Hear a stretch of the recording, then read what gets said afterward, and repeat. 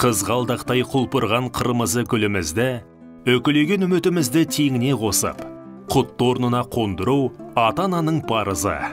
Сол парызды өтеу үшін сіздерді аяулы қызымыз Заринаның ата-ананың аялы алақанынан құтты босағасына шығарып салу рәсіміне арналған салтанатты дастарханның қадірлі қонағы болуға шақырамыз.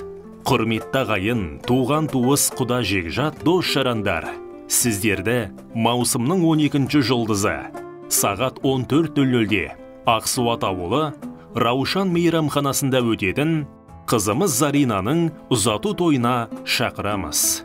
Той иелері Қақан, Нұрсұлу. Келіңіздер, сіздерді асыға күтетін боламыз ағайын.